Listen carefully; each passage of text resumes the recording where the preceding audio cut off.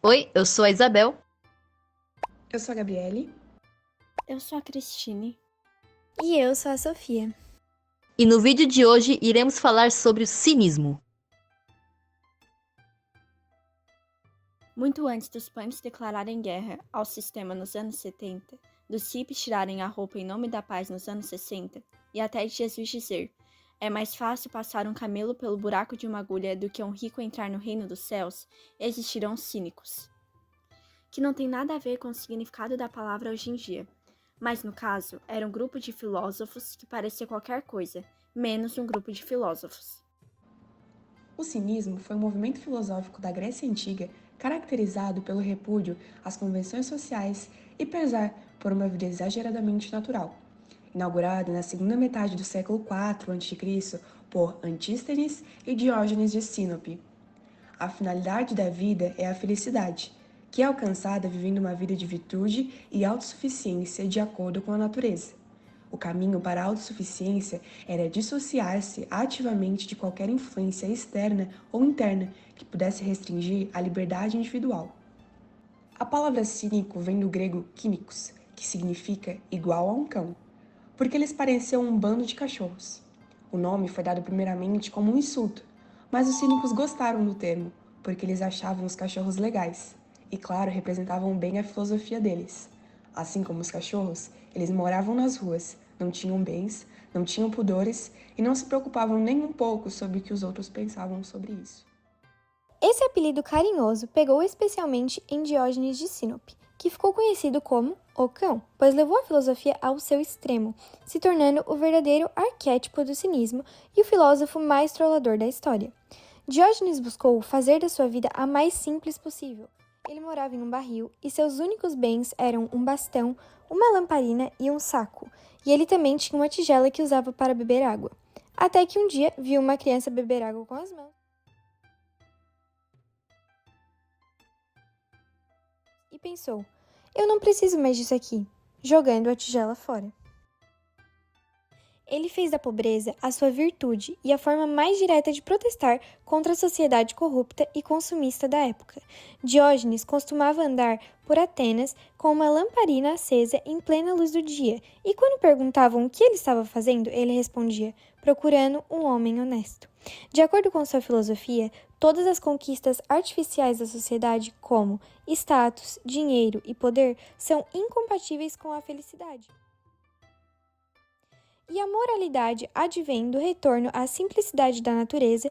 As pessoas não deveriam se envergonhar das suas necessidades mais básicas e naturais, nem de fazer elas quando sentissem vontade, comer em público, beber em público, dormir e, bom, todo o resto.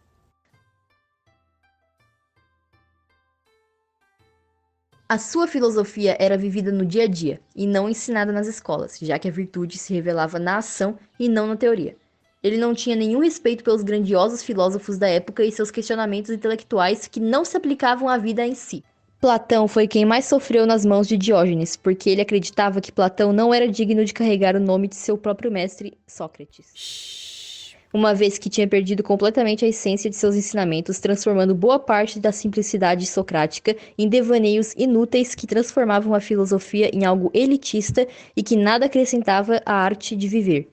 Diógenes dizia que o verdadeiro discípulo de Sócrates era Antístenes, que foi seu mestre e fundador do cinismo. Certa vez, Platão definiu o homem da forma mais simples possível, como um bípede sem penas, e foi extremamente aplaudido por seus alunos. Ao ficar sabendo disso, Diógenes depenou uma galinha e entrou no meio de uma de suas aulas e disse: eis aqui o homem de Platão. Depois disso, Platão se viu obrigado a mudar sua definição para: o homem é um bípede, sem penas e de unhas largas.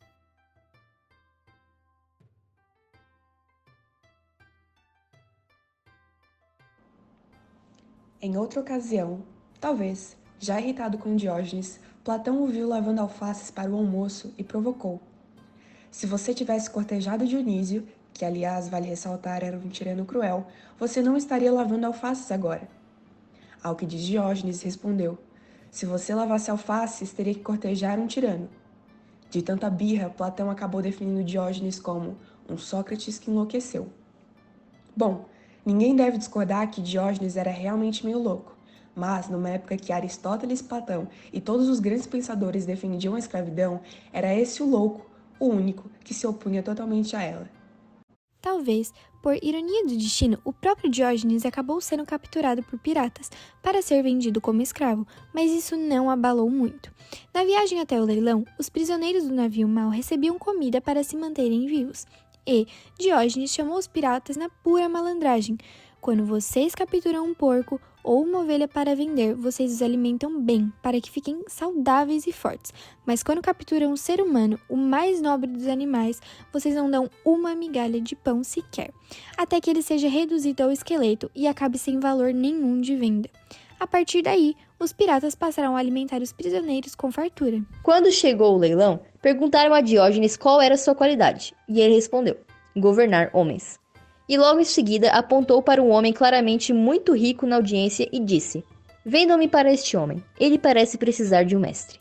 O homem era Chinetz, que apreciou a perspicácia de Diógenes e o comprou. Logo acabou notando sua enorme sabedoria e confiou tanto a gerência de sua casa quanto a educação dos seus filhos a ele. Diógenes acabou conquistando grande fama na Grécia e teve diversos discípulos, sendo eles Crates de Tebas, que foi mestre de Zenão de Cítio, o criador do estoicismo. Tamanha notoriedade atraiu até mesmo Alexandre o Grande, simplesmente o homem mais poderoso do mundo. Alexandre foi visitar Diógenes e o encontrou deitado sobre o sol. Então chegou mais perto e disse: posso te oferecer todas as riquezas, luxos, prazeres do mundo. Diga-me, o que queres? Pode me pedir qualquer coisa que eu lhe darei. Diógenes então respondeu: qualquer coisa? Pois então quero que você se afaste um pouco, pois está tapando o sol, que eu estava tomando tão prazerosamente quando você chegou. Todos os seguidores de Alexandre começaram a zombar de Diógenes, até que Alexandre reconheceu: se eu não fosse Alexandre o Magno, gostaria de ser Diógenes. E Diógenes respondeu: se não fosse Diógenes, também gostaria de ser Diógenes.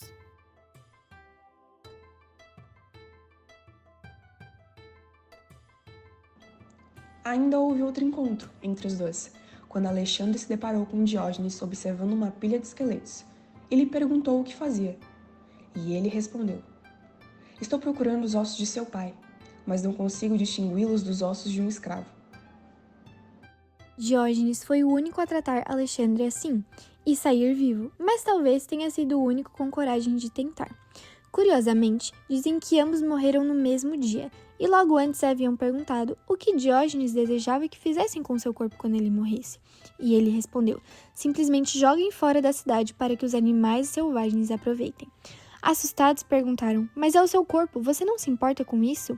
E ele retrucou: não, desde que vocês me deem um bastão para afugentar os animais. E responderam: mas você vai estar morto. E ele disse: então por que eu me importaria? Com o decorrer do tempo, a palavra cínico foi perdendo seu significado, principalmente a partir do segundo século depois de Cristo, quando Luciano de Samosata até criticou os autoproclamados cínicos de seu tempo, que simplesmente pregavam os ensinamentos de Diógenes, mas viviam o total oposto. Mais tarde, baseado nos escritos de Luciano, os renascentistas e reformistas passaram a usar a palavra cínico para descrever seus rivais, da mesma forma que é utilizado hoje em dia. Mesmo tendo perdido seu sentido no decorrer do tempo, a filosofia cínica foi diretamente responsável pelo surgimento do estoicismo, que influenciava os pensamentos de Nietzsche, impulsionando direto ou indiretamente qualquer pessoa que se propunha a questionar os status. Ninguém precisa seguir todas as loucuras de Diógenes para colher os melhores ensinamentos de sua filosofia. Na verdade, nem o próprio esperava ser seguido fielmente. Quando o discípulo perguntou: você não está exagerando um pouco? Ele respondeu: é claro, eu sou como um professor de coro, que tem que cantar mais alto do que os outros, para que eles possam ouvir a nota certa. Hoje em dia, mais do que nunca, precisamos de um pouco de Diógenes dentro de cada um de nós. A sua autossuficiência e sua capacidade de pensar por si como um indivíduo e não seguir cegamente as regras impostas pelos grupos que dividem ou dominam a sociedade, a sua capacidade de viver fora de uma bolha e conseguir escrever a própria história, independentemente do que os outros vão pensar. A sua capacidade de ser honesto consigo mesmo. Esse foi o vídeo, pessoal. Espero que tenham gostado. Até a próxima!